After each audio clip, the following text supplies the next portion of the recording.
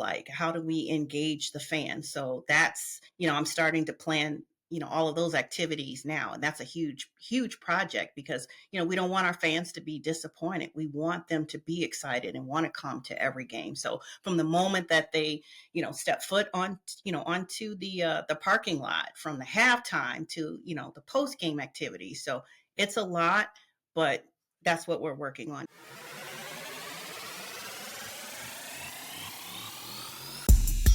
You're about to go inside the Arsenal, presented by the World of Football. This is the official show for the Michigan Arsenal, a proud member of Arena Football One. Be sure to follow the Arsenal across social media as well as the World of Football for more content covering the greatest sport on the planet, football. Not only can you find Inside the Arsenal on YouTube, but it can also be found across a multitude of podcasting platforms on the World of Football's podcast feed. Links for all of those can be found in the episode description. Now, here are your hosts, Randy and Adam Snow. Welcome to episode 2 of Inside the Arsenal. I am your host, Randy Snow, and I am joined by my son, Adam. Hello there, everybody. Hopefully everybody's having a great Thanksgiving weekend. I know a lot of moving parts here with the Michigan Arsenal. Looking very forward to talking about some more happenings with the team. Second episode, Randy. We made it. We didn't get canceled. George and Coach were happy with the show that came out, so we're still here. Can you believe they asked us back to do another one of these? I can't believe it. I mean, shoot, they seemed happy with the first episode, but we'll see what they think after a second episode for sure. Yeah, really. Yeah, we had a couple of really good interviews this week, so I think people will enjoy listening to what the owner and the coach of the Arsenal have to say. Yeah, I mean, so much is happening. We got the tryouts coming up down the road. I know you talked to Coach about that a little later in the show. Quite a bit of tryout talk because this Sunday, the 30th, is where a lot of the deadlines for a lot of things are happening. So if the show goes up Sunday the 30th, guys, if you're watching this, make sure if you're trying to make the mascot, if you're trying to sign up for the tryouts, the deadline is the 30th. So hopefully you guys got that in if you're trying to participate. But look, let's not bury the lead. Let's not make people wait any longer, Dad. So I got a chance this week to sit down with Arsenal owner George Bradford yet again. But this time around, he brought along someone that is very integral to the workings of this Michigan Arsenal franchise.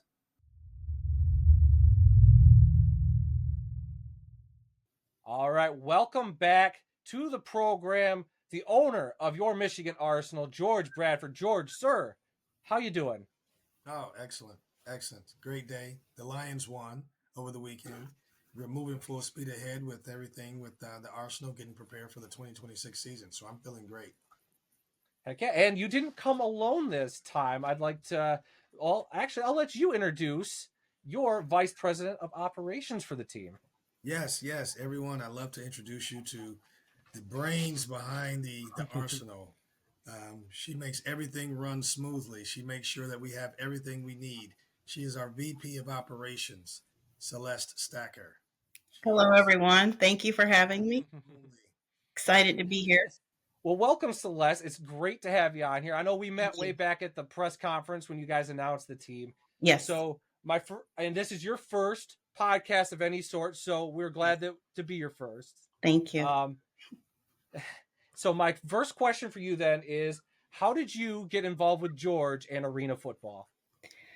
Well, George and I have known each other for over 15 years. We've worked together on various different projects together. And earlier this year, he mentioned to me, what do you think about, Arena Football or me owning a sports team? And I looked at him, and I know he's an avid sports fan. He loves football. And I said to him, I think that would be cool. That's awesome. I thought he was joking. And we started having some conversations with another league at that time. And things just started progressing. And I was just originally brought in just to kind of bounce some questions off of. And I've never left. So here I am talking to you guys. And somehow it's morphed into now I'm part of the team. And what exactly does your job entail? Like, what's the day-to-day like for Celeste Stacker? Yeah. Everything. Everything. So, you name it, I do it. My job is to, make sure everything runs smoothly. I handle, I help with everything. When George needs certain helps with certain things or the coach needs help, I'm there, whether it's, packing bags of candy for the parade, it's ordering different things, it's talking to different vendors and interviewing candidates for certain roles that we have. I touch everything. Right, right. She's been quite modest. She Marketing, social media. media. She's phenomenal. Very creative. Yeah. Very creative. So And Celeste, before you took this offer from George, what was your experience with arena football? Did you even know what it was before he came at you with this sport? Had no idea. Had no idea. And the first time I saw a game, we went to the championship game in Albany, and I was just blown away. It was just a nonstop party, the excitement from the beginning to the end, and it's like hockey, except it's on a football field. So it was a great experience for me. So I was really excited. Like, wow, this is what we're gonna be doing. Yeah, what a game! That was a great game. We were there too for that one, and Yeah, what a great first experience that would be for somebody. So I yeah, think that's awesome that you got a yeah, chance to see that. yeah. What? So from your position, I know George has got to be super easy to work with. Not a diva. He seems pretty level headed. But what's been the biggest challenge so far for you in your job working with George or for George? I don't know how he says he works for you. It sounds like so. Tell me Well, what's been the biggest challenge? so it's just this is new territory for both of us. So, we're just trying to figure out everything. It's just one step at a time. I told him it's just like eating an elephant, one bite at a time. So, sometimes we butt heads, but we've known each other for so long, and, we both respect each other and value each other's opinion. So that's why he has me on board, because he knows I'm going to give him the honest opinion. So if he says, "Hey, what do you think about this?" I'll say, that's a terrible idea, and then we go from there, and no hard feelings or anything like that. Or if I say something and he'll say, "Okay, no, I don't think, I think we should go this way." So we work well together. But just the challenges of just going into an unknown area for both of us, we're figuring it out. And but it's been fun. And what are some of the projects, programs, or initiatives you guys have been working on that get you most excited going into this season? Yeah. So, one of the big things is the merchandise. We want our fans to look good. You look good, you feel good. We want them to be proud to wear Arsenal gear. So we've talked to so many different vendors. We want to make sure that we get it right the first time. And then just starting to have talks about the what the actual game will look like. How do we engage the fans? So that's, I'm starting to plan, all of those activities now. And that's a huge, huge project, because, we don't want our fans to be disappointed. We want them to be excited and want to come to every game. So from the moment that they, step foot on, onto the parking lot, from the halftime to, the post game activities. So it's a lot, but that's what we're working on now. Well, that's what I'm working on now. George is taking care of all the other really important stuff. And you mentioned the Thanksgiving parade. I know that was we're recording a little after, a few days after you guys did the Yeah. parade. Can you guys tell us about how that experience was and how that Yeah. came about? Yeah, so that was a lot of fun for us. That was our first time introducing the Arsenal to the community. And when they said bring candy, and so I think I had maybe 3 pounds of candy, and they said, "No, we usually have like 80 pounds of candy." 80 pounds, I was shocked. So we bagged a little over 400 individual bags of candy. I felt as if I were Willy Wonka, but it was fun. And we had we gave away some Arsenal footballs to the kids. So the kids loved it. And the feedback that we got, people were really excited, like, wow, arena football is coming. So that was really good for us to see that and see the community. Now, George, did you end up getting your car wrapped? I know last week you talked with Randy about maybe wrapping your car up. Did it happen? He wrapped my car. let's no, we had what that something on The the car back. magnet. Yeah, they were magnets. Yeah, pom poms Okay. on the handles. So it was her car. Yeah, we had flags. They had the Arsenal logo and the giant magnets on the side of the car that had the Arsenal logo. And inside the candy bags, I had stickers with the Arsenal logo on it as well. So, and also flyers that we handed out just so that people know that, hey, we're here and we're coming and get excited. Well, the off season in arena football is chugging along here. I know you guys got a lot on your plate, including coming up. We got tryouts coming December 7th. Correct. I know Randy's going to talk with Coach about that a little later in the show. But and on top of that, you got a few other irons in the fire. You guys got a mascot contest, and you guys got ticket sales coming soon. What kind of updates can you give us on that? Ticket sales. Well, the arena, they're finalizing. We've already finalized the pricing. We've already finalized the actual sections in terms of, what VIP and what are some of the, the premium seats, what are they going to look like, as well as looked at some other areas and suites for the arena. The arena has given us complete, basically, autonomy to basically have seats wherever we like. Now we have some seats that we have to reserve and hold back specifically for the visitors, as well as some of the other league executives that may attend the game, like Jeff Fisher, Jerry Curse, etc., and Christie. But the arena sent me an email today and said we anticipated the tickets were going to be released today or live today, but we're going to have to wait a couple of more days with Ticketmaster finalizing everything. So probably early next week after the holiday, we should have something go live. So stand by. Okay, that sounds good. And what can you tell us about that mascot contest you teased us with last time? Yeah, so that's still going on, and the deadline for submissions is November 30th. So we designed this concept of creating a mascot. I don't know if you guys remember during the press conference, George said that this team is for the community. And we didn't want to design a mascot behind closed doors because that's essentially our identity. So we wanted the community to be part of creating that mascot because what do most people remember about a team? The mascot. So that's very important for us. And that's going to basically let the community know that this is your mascot. This is what defines the team. So we wanted the community to be part of that. So we've been getting a lot of good designs, and it's going to be hard to pick. I believe it's the top 5 that we'll pick, and then sometime next month we'll announce where the community can vote for the mascot. And then the first game we will reveal the mascot at that time. So we're really excited about that. So that lets people know that, hey, they can be part of this journey with us. And it's not just us coming in and we've got a name for the team and then we design our own mascot. We want this to feel like it is a community project. So we're really excited about it. And then, of course, merchandise. It's what makes a lot of teams, breaks a lot of teams. What can you guys tell us about some upcoming Arsenal merch that we can get our hands on?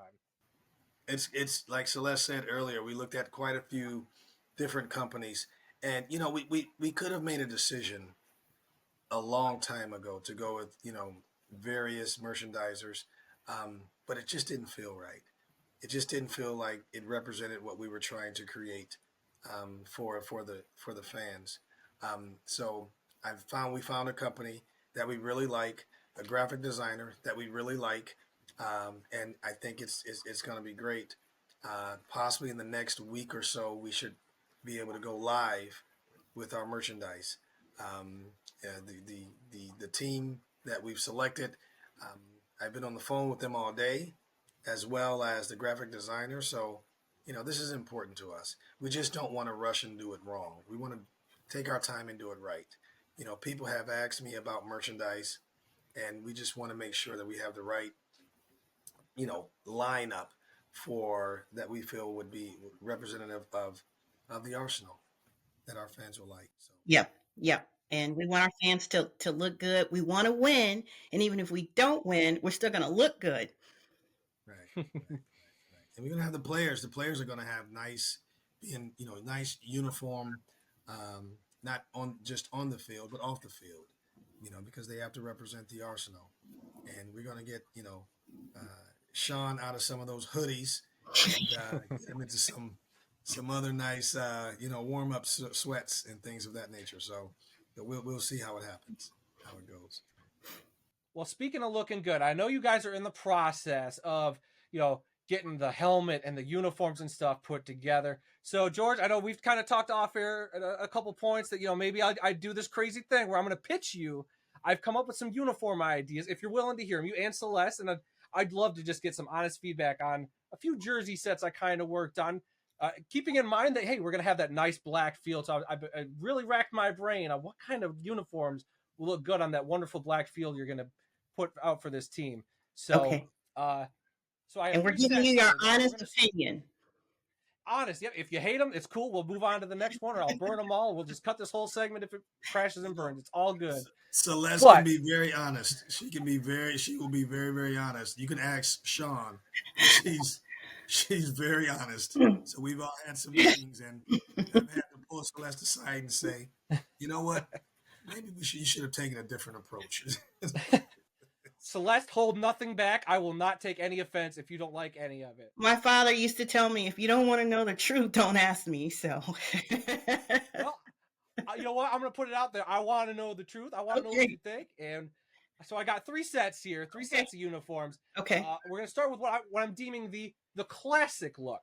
And what I mean by classic look, as I share my screen with you guys here, is a pretty typical football uniforms. You're going to have your basic home uniform, which I went with a red or the crimson color that you guys have.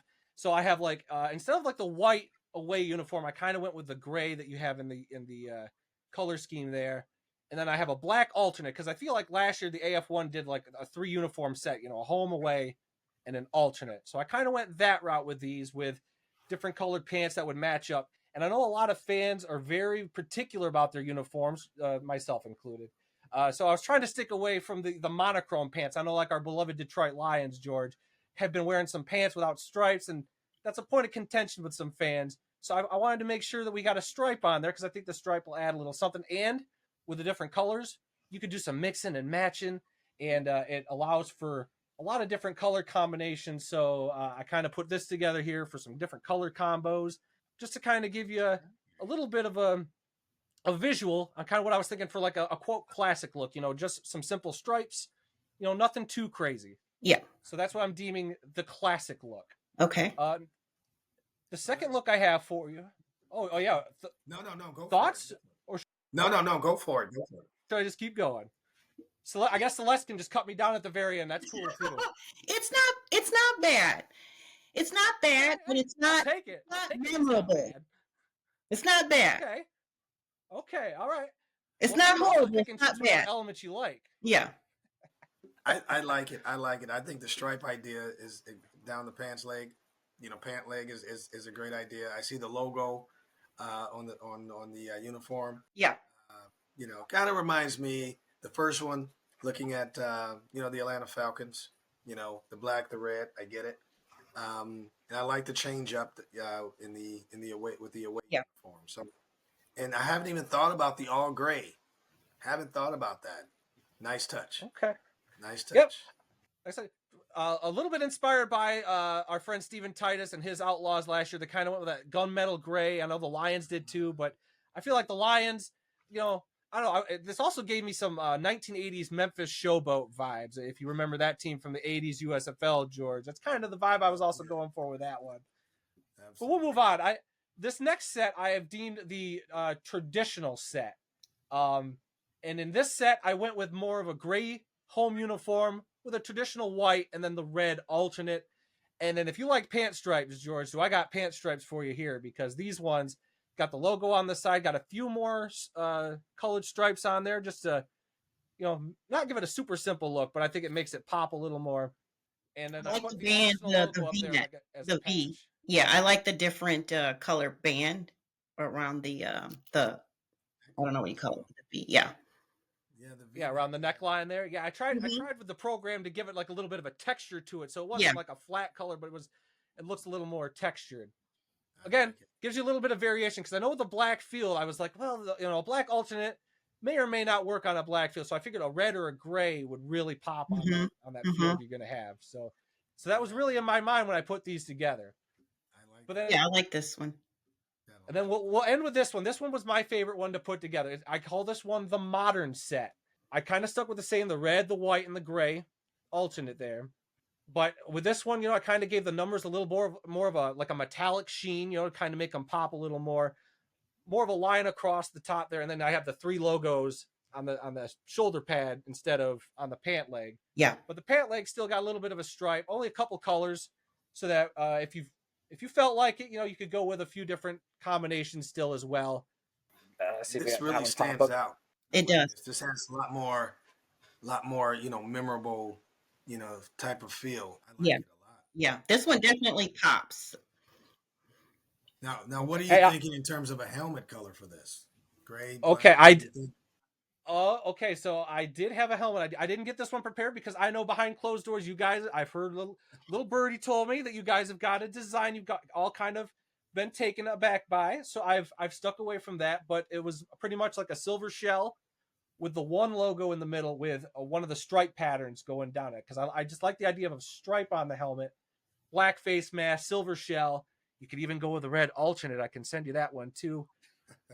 But it, like I said, behind closed doors, I heard you guys might already have a design. You don't have to tease it today, but I heard you guys got something you're very taken with. So yeah, we came up with something, but nothing's has been finalized.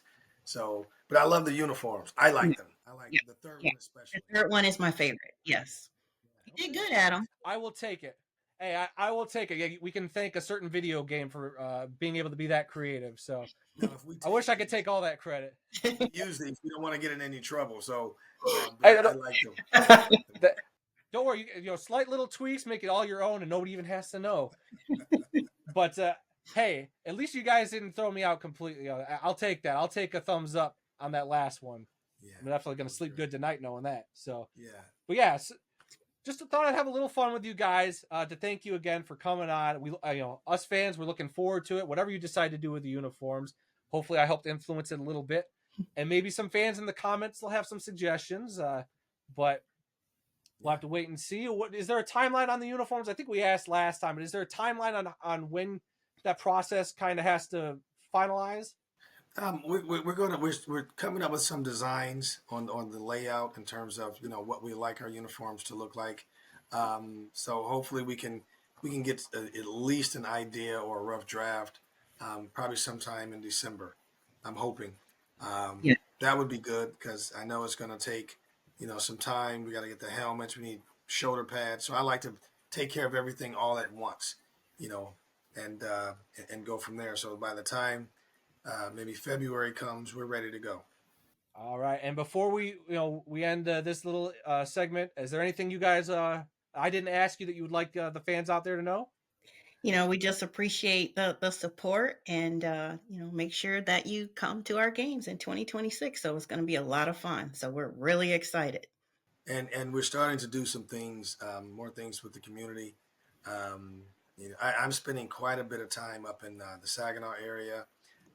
Had lunch with some people yesterday, and I met with the mayor yesterday of Saginaw. We're going to be at the Chamber of Commerce breakfast in December. So we're spending a lot of time, getting to know people and just meeting different people in the community and making them aware of what's coming.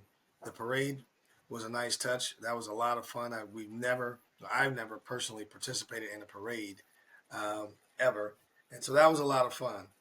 Just watching all the kids. And as we were driving, people were saying, hey, we can't wait for the schedule to be released. When can we buy merchandise? We're excited. We've been wanting another football team for a very long time. So building off this momentum is really encouraging us to do more and make sure that we get it right. Because we're going to be here for quite a while, and I'm looking forward to it. Saginaw is going to be, they have truly embraced, what we've shown them so far, and we're looking forward to the season.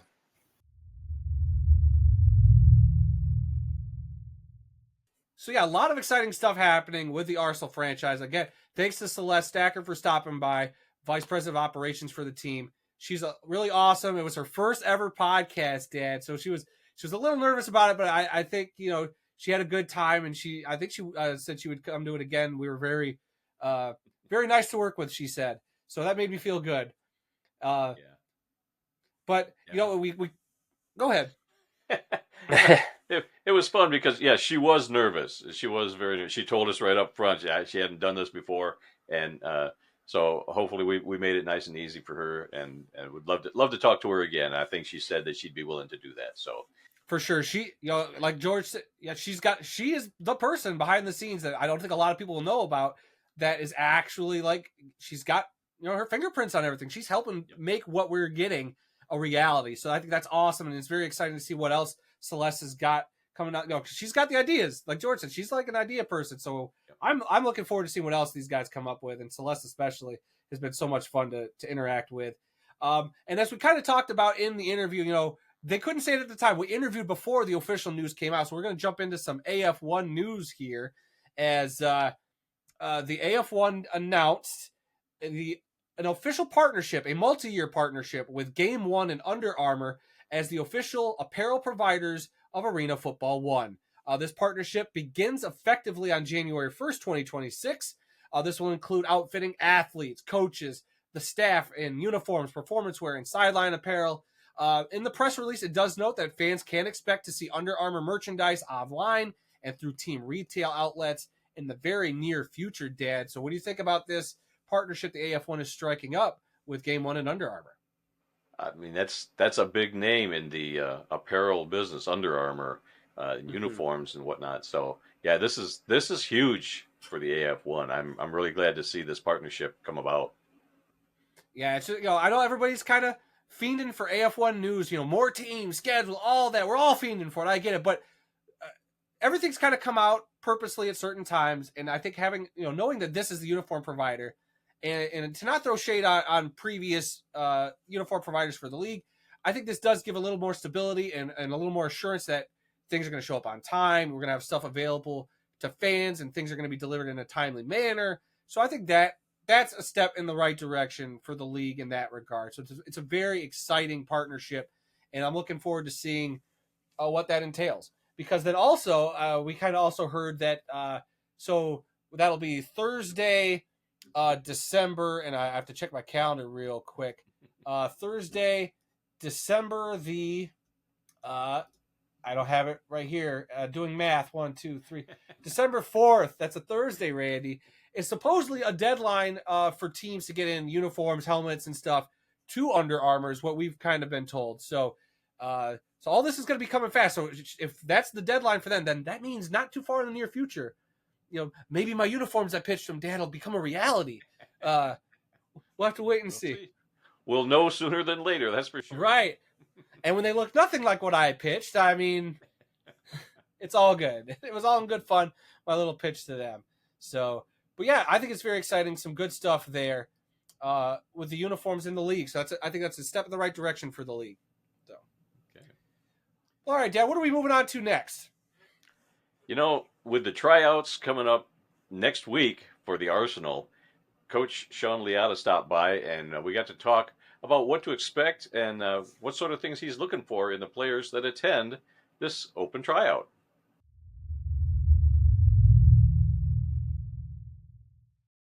I am talking today again with Michigan Arsenal head coach Shawn Liotta.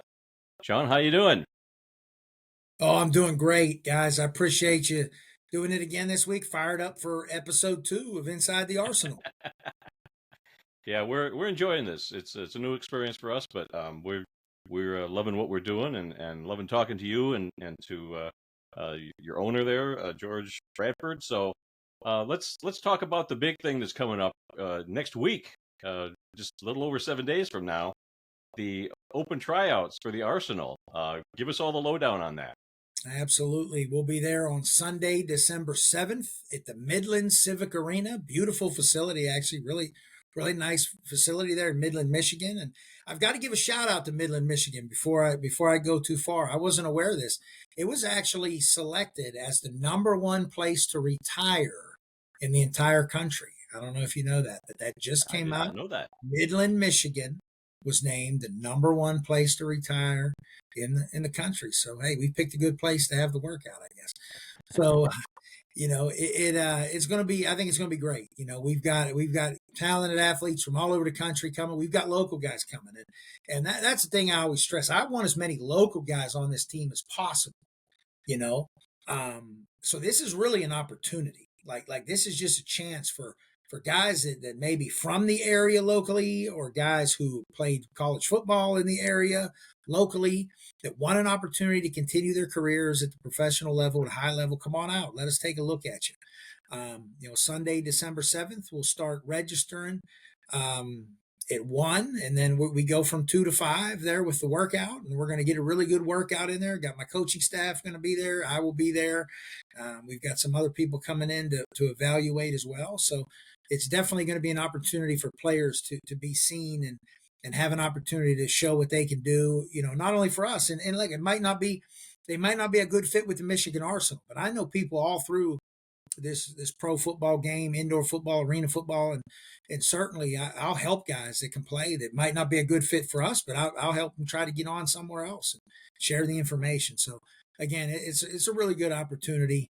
Very, very. I think it's going to be very beneficial for a lot of athletes, really, to keep their dreams alive and keep their opportunities of playing open, which is the most important thing when you're an athlete. Trying to advance your career in a very crowded job market. Let's be realistic. There's a lot of guys that want these spots. So, and there's a limited number of teams in the nation that play arena football, and we happen to be one of them. So we've got a very small number of job openings, and we're looking forward to take a look at people. What sort of a turnout are you looking at? How many guys do you have coming to the tryout? Yeah, it's always hard to really gauge that, and there is a fee, guys are paying, I think it's a $50 fee if they register by a certain date. And I think it goes up, and people always say, why do you charge a fee? I can promise you this, it's not a moneymaker. Like the team has already spent out way more on the workout in terms of t-shirts and the rentals and all that other kind of stuff, that they're not, this isn't a moneymaker for this team. But the reason you charge is you got to make sure guys are actually serious about registering and doing it. Like, I've been a part of ones that didn't charge guys before. And what happens is you get hundreds of guys that come out. Then the guys who really, truly are trying to get evaluated don't get a good evaluation, because it's kind of like a gong show out there, right? You got guys that don't belong. They're taking reps away from guys because there's a limited number of reps. Look, we're gonna time guys, in the 40, the short shuttle. We're gonna get measurements and everything on guys. We're gonna then do positional type drills, right? So if you have 50 receivers there, well, there's a small window for those guys to actually get reps and get evaluated. Every rep is really vital. So when you're getting looked at, so we don't want it. So that kind of just makes sure the guys that are there are really serious about being there, and it's not a moneymaker at all. That's not the goal of it. But we've got them coming from all over, Randy. So I would say, 50 to 100. I would think would be a fair number. I would think, but we'll see. You never know how weather is and things like that. That can always change. Yeah. Hey, 50 would be a good turnout. I mean, that's I've been to some of these tryouts for other arena teams, and if you got 50 guys there, you've got a darn good turnout. Yeah, I've seen some of them where they have like 12. So yeah, you're right.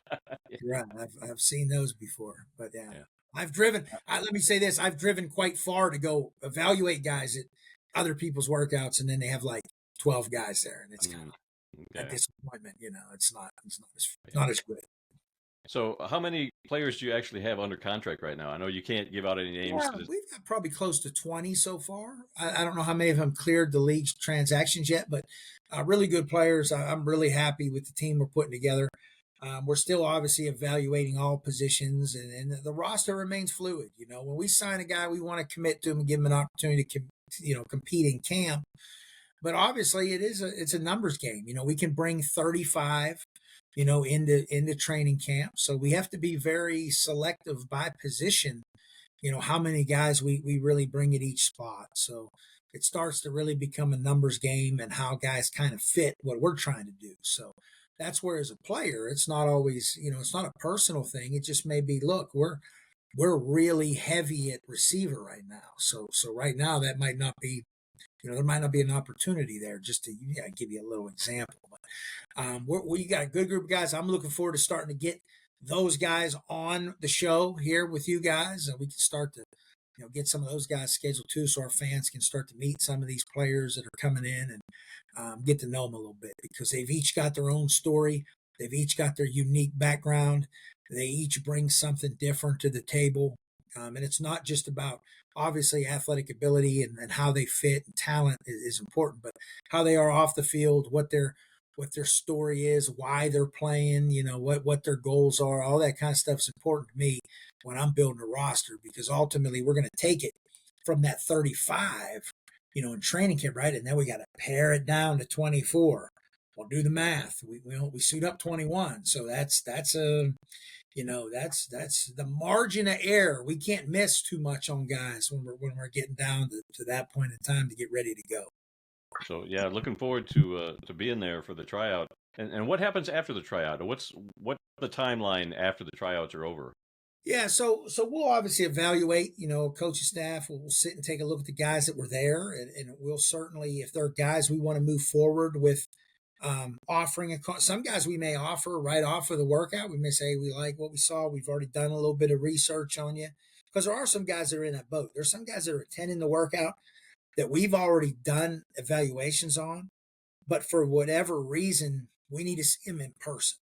And that does happen. Like, there's a lot of guys, their film may be a couple years old, or they may be coming off an injury last season. They may have been injured. I'm aware of that. I'm aware they were injured last season. They missed time, whatever, towards the end of the season. And I want to see how they move around. I want to see them in person. I want to see what they look like, because it gets back to the point that I said. We can't really afford to miss on too many of those 35 guys and kind of have guys there that don't belong, or for whatever reason aren't ready to go. So I've got to make sure these guys are ready to go when we bring them in. So some guys are in that boat. We've already done evals on. We're kind of just going to finalize the evaluation at the workout and hopefully offer them a contract. There's other guys that, we may review some more. We may put them on kind of what I'd call a short list, where it's, hey, we like you. We don't necessarily like you enough to, we like you enough to date you, but not enough to marry you right now, to use an analogy. So we kind of keep them on the side a little bit, until we kind of go through the process, and then at a later date, we may pull the trigger on them. So, and then there's some guys that are just not going to be a good fit. We're going to wish them well, and we'll do anything we can to try to help them and give them ideas, because listen, there's a lot of guys that get told no. There's a lot of guys that get cut. There's a lot of guys that for whatever reason it just doesn't work out. I'm sure you all are aware of a player by the name of Darius Prince, right? I'm sure you've heard of Darius Prince. Yep. Darius Prince, I gave him his first contract, as a rookie. He was a basketball guy. He played at a Penn State branch campus, but he was really athletic, and he was long, and he was out of football for a while, and only played high school football. And I was like, yeah, let's give this guy a shot, man. Let's bring this guy up. Let's take a look at him. And we did, and we brought him to camp, and he was really, really good. And he made our team, but he wasn't able to dress or anything like that. He was never able to actually get on the field with us, because that particular year we were averaging like 70 points a game. We had 2 receivers that ended up going to the CFL. Another one went to the NFL. I mean, we had really, really talented receivers. So this Prince kid, he didn't play. He was on our team, and he never dressed. But we helped him get a position somewhere else. That's why I brings up I got a hold of the Lehigh Valley Steelhawks. They were another team, and I told him, you need to, and he'll tell you this if you ask him. He said, look, you need to, get a hold of this Prince kid, bring him in, because he can play. He just can't play for us. We're full, and he ended up going up there, and the rest is history. He ended up becoming arguably he's one of the best receivers in the history of the game. So, I mean, it's kind of, every player's journey is different. That's the point I bring up. For this spot might not be the best spot for that player, but somewhere else might be. The same way we may be the best spot for a guy that is somewhere else. So it's really it's unique. It's how all the pieces fit. That's what makes this so fun. And you kind of you get the roster, the pieces all kind of fit together, the puzzle at the end. And even during the season, look, the puzzle may not be clear as the season goes along, right? So the season starts and it's kind of like one of those big giant puzzles, right? You start just trying to find the pieces. You're digging through the big pile, and you start with your core pieces, right? Everybody kind of starts with I don't make puzzles, but I've done it before. It's very frustrating. It's extremely frustrating to me. But I think you try to do the edges right, and then kind of build in and things like that. So you kind of we got the core pieces. You get the core pieces, you kind of feel pretty good about them, and then you kind of start to search and find what's the right piece to kind of keep this thing together. And the key is we don't got to have all the pieces week 1. We don't got to have all the pieces week 2. We want to have enough of the pieces so that when we get into time for the playoffs, now we've got the whole puzzle together. Because all you got to do is be playing your best football. We want to be the best team going into the playoffs. We want to be the hottest team when the playoffs start, and that's how you win a championship. I firmly believe that. I mean, I tip my hat to Albany. Look, they dominated the league last year. They won all their games. They did all that stuff. I give them the utmost respect, utmost credit. That's rare when that happens. That is a hard thing to do, because there are teams, if you look at the history of arena football, there are teams that get hot at the right time, and they are the best team. And that's what I want to be. I want to be the best team when it counts. So my job is to make sure we're building and we're getting the right people in place and we're doing the right things, that when it's time for the playoffs, we are the best team. That's the goal. We're not winning any championships week 1. We're building towards that. So that's kind of the process with the roster. We're getting the best guys in we can, and we'll build from there. Just the other day, there was a press release by the AF1 about Under Armour and Game 1 being the official uniform and apparel sponsor. Your thoughts on that?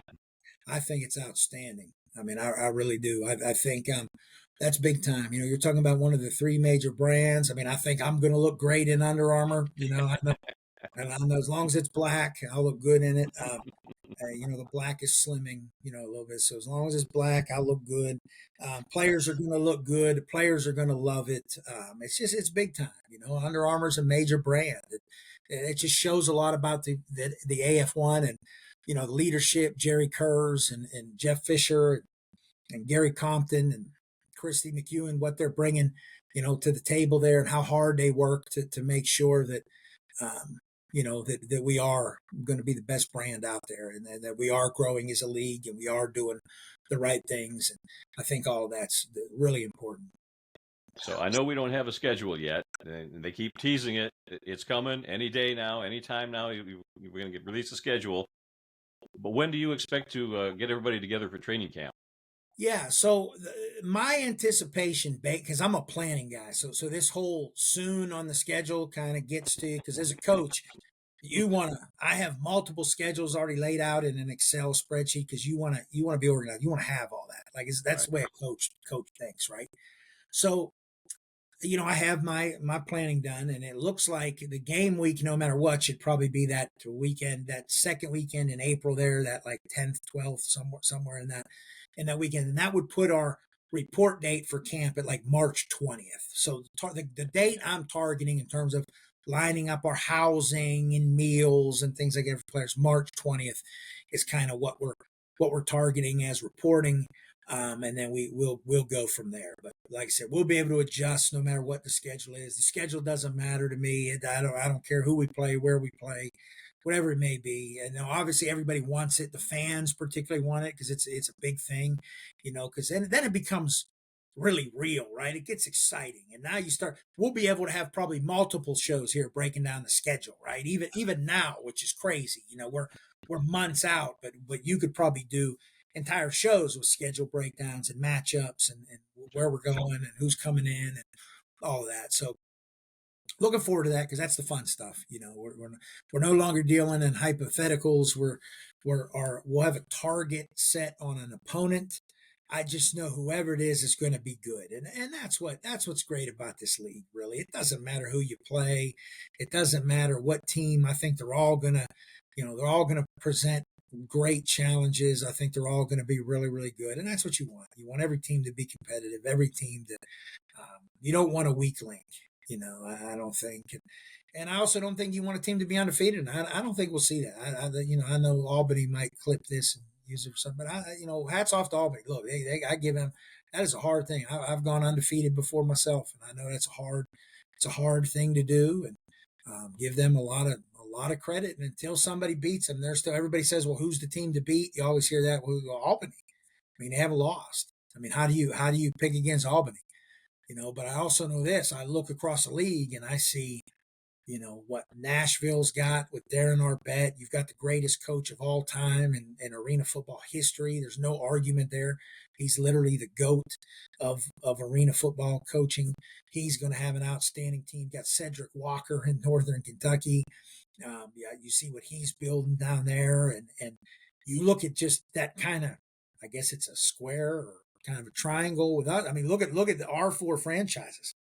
I mean, right there, those are going to be absolute, rock'em sock'em battles. Those are going to be a lot of fun. So it's going to be a fun year. It really is. It's going to be wide open. I think it's I think the league will be wide open. I do.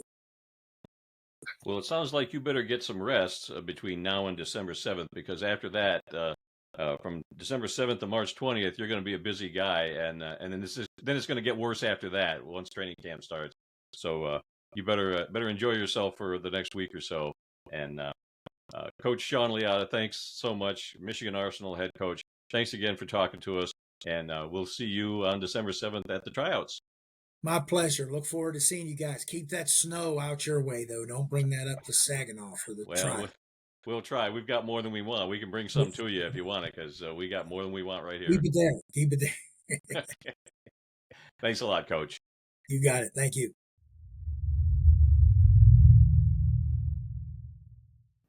Thanks again to Coach Liotta for coming by, giving us all the updates that he can talk about right now.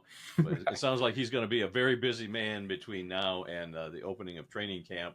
And then even after that, it's going to be a big work day for him after that. But I think he's ready for it. He's obviously preparing for it. Got contingency plans on top of contingency plans, and it's exciting to see him so excited this far out from the season. It's making us excited just hearing him talk. It is. Like, anytime he talks, I just sit and listen. I mean, there's not a whole lot of coaches. There's some coaches you come across that's like, oh, okay, yeah, here you go, typical coach. But when he speaks, he's like one of those few. Like between him, like in the NFL, like Dan Campbell. Anytime Dan Campbell talks, I listen. When Coach Liotta talks, I listen. When Darren Arbette talks, I listen. When the Firebirds coach Damon Ware talks, I listen. Like there's a certain coaches just have that way about them, and I just love sitting there and listening to anything and everything they got to say, whether it's about the game or awesome analogies. Like that puzzle analogy is chef's kiss, one of my favorite things that I've ever heard. So, but look, I know another show, Dad, is come and gone. But next time when we get together for episode 3 of the show, we're going to be at the tryouts. So probably a lot of stuff will be recorded at the tryouts. We'll see what kind of content we can get together, players, coaches, maybe some footage of some of the workouts. So it'll be a lot of fun. I'm looking very forward to going to the Midland Civic Arena for that tryout on December 7th. I don't think that's open to the public. So it's pretty cool that we'll get a little bit of access to that, and watch as the Arsenal start to take a little more shape. It's a lot of fun stuff. This is a fun time, I think, in the off season for a football team.